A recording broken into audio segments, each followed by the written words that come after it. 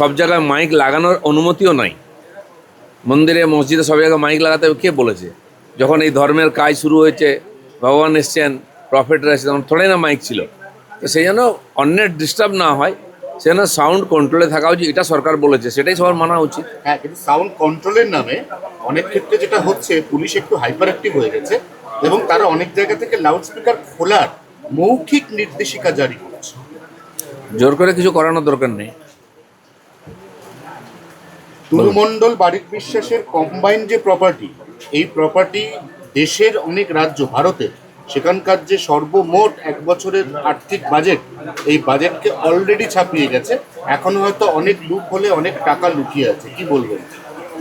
পশ্চিমবাংলার সাধারণ মানুষ গরিব, সরকারের কাছে টাকা নেই, কিন্তু কিছু মাফিয়া সরকারের মদতে এত বড় হয়ে গেছে, সরকারের চেয়ে বেশি ধনী হয়ে গেছে।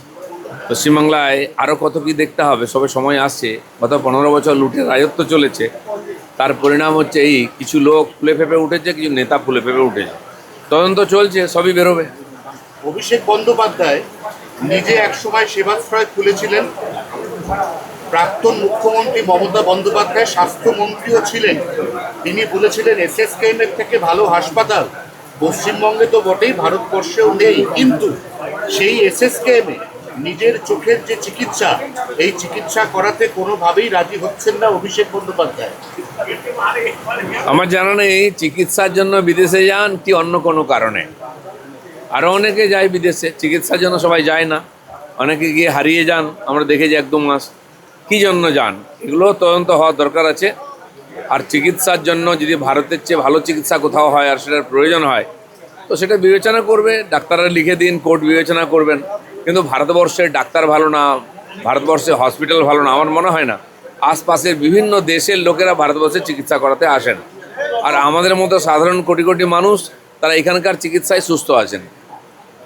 শেষ প্রশ্ন, বাংলাদেশে একটা গণতান্ত্রিক সরকার আছে, তা সত্ত্বেও মৌলবাদীদের দমন করা যায়নি। তার কারণ শেখ হাসিনার ভার্চুয়াল বৈঠক, সেখানে পার্টিসিপেট করার অপরাধে সাকিব আল হাসান, বিখ্যাত ক্রিকেটার, উনি আইপিএলও খেলে গেছেন, তার বাড়িতে গতকাল রাতে ভাঙচুর হয়েছে, গুলি চলেছে। সেই ভিডিও গোটা বিশ্বে এই মুহূর্তে ছড়িয়ে পড়েছে।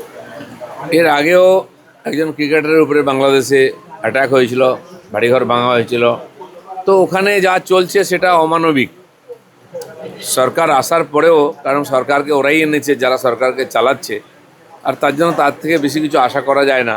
আমরা আশা করব বাংলাদেশে শান্তি আসবে, আইনের শাসন, সংবিধানের শাসন আসবে, মানুষ শান্তিতে থাকতে পারবে।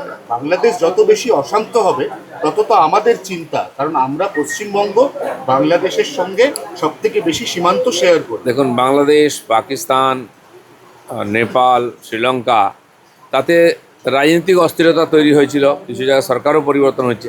ঠিক সেই ধাঁচে ভারতবর্ষেও জেনজির নাম করে, আরও কিছু কিছু নাম করে একই চেষ্টা করা হয়েছে। কিন্তু যারা এটা করছেন বিদেশি দ্বারা অনুপ্রাণিত হয়ে, বিদেশের সহযোগিতায়, তারা জানেন না ভারতবর্ষের সমাজ অনেক স্থিতধী, অনেক পুরনো এখানকার কালচার। তারা হঠাৎ কারো কথায় নাচেন না। কিছু অর্বাচীন লোক লাফালাফি করেছে, তাদেরকে আইনের সামনে আনা হচ্ছে। কিন্তু যারা বাংলাদেশ থেকে, পাকিস্তান থেকে অনুপ্রেরণা নিয়ে এখানে উৎপাত করার চেষ্টা করছেন, তারা অসফল হবেন। কোনো কোনো জায়গাতে মসজিদে অলরেডি লাউডস্পিকার খুলে ফেলার কাজ শুরু হচ্ছে, অথচ নির্দেশিকা যেটা ছিল সেটা হচ্ছে যে কোনো ধর্মস্থান, সেটা মন্দির হতে পারে, গুরুদ্বারা, মসজিদ, সেখানে লাউডস্পিকারের সাউন্ড কমাতে হবে। অনেক মুসলিম মৌলবাদী বা অনেক সংগঠন, ইমাম, তারা বলছেন যে রাজ্য সরকার যতটুকু বলেছে তার যেন ডবল পুলিশ হাইপার অ্যাক্টিভ হয়ে কাজ করছে, কোথাও কিন্তু মাইক খুলে নিতে বলে। এটা কেন হচ্ছে? আমি জানি না কে করাচ্ছে, কেন করছে। সরকারের নির্দেশিকা, সেটা সবাইকে মানতে হবে। যদি কেউ জোর করে খোলায়, সেটা কথা বলা উচিত, ঠিক নয়। আর সব জায়গায় মাইক লাগানোর অনুমতিও নাই। মন্দিরে মসজিদে সব জায়গায় মাইক লাগাতে হবে কে বলেছে? যখন এই ধর্মের কাজ শুরু হয়েছে, ভগবান এসছেন, প্রফেটরা এসেছেন, তখন থোড়াই না মাইক ছিল।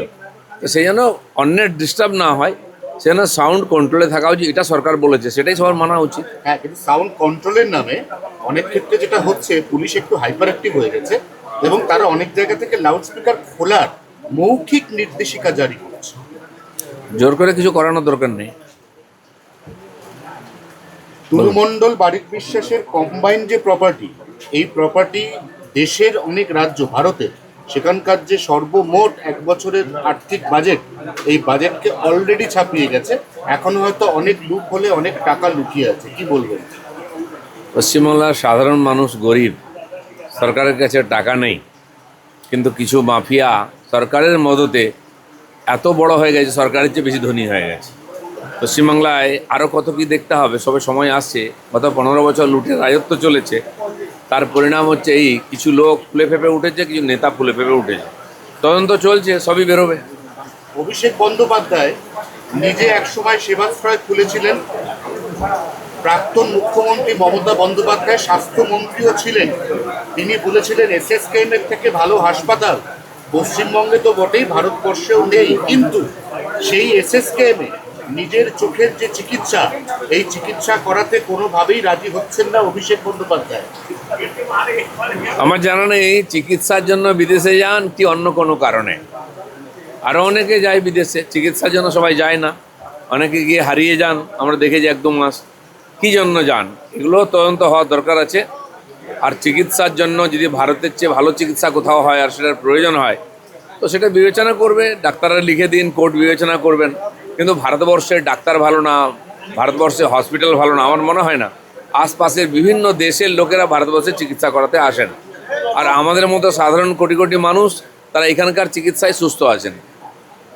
শেষ প্রশ্ন, বাংলাদেশে একটা গণতান্ত্রিক সরকার আছে, তা সত্ত্বেও মৌলবাদীদের দমন করা যায়নি। তার কারণ শেখ হাসিনার ভার্চুয়াল বৈঠক, সেখানে পার্টিসিপেট করার অপরাধে সাকিব আল হাসান, বিখ্যাত ক্রিকেটার, উনি আইপিএলও খেলে গেছেন, তার বাড়িতে গতকাল রাতে ভাঙচুর হয়েছে, গুলি চলেছে। সেই ভিডিও গোটা বিশ্বে এই মুহূর্তে ছড়িয়ে পড়েছে।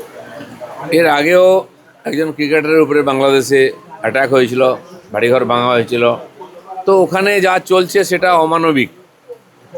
সরকার আসার পরেও, কারণ সরকারকে ওরাই এনেছে যারা সরকারকে চালাচ্ছে, আর তার জন্য তার থেকে বেশি কিছু আশা করা যায় না। আমরা আশা করব বাংলাদেশে শান্তি আসবে, আইনের শাসন, সংবিধানের শাসন আসবে, মানুষ শান্তিতে থাকতে পারবে।